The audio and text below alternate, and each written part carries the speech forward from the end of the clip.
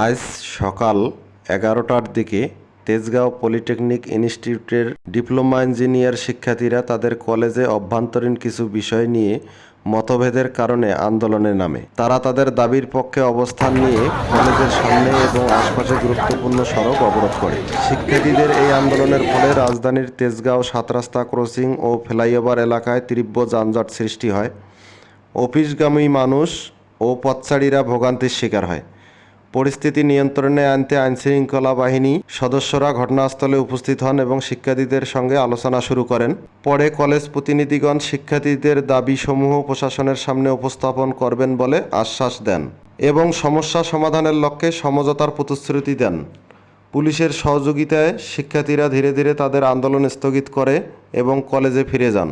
এই ঘটনার সাময়িক অসুবিধা হলেও শিক্ষার্থীদের দাবির প্রতি কলেজ প্রশাসন ও সংশ্লিষ্ট কর্তৃপক্ষ যথাযথ মনোযোগ দেবে বলে আশা করা হচ্ছে।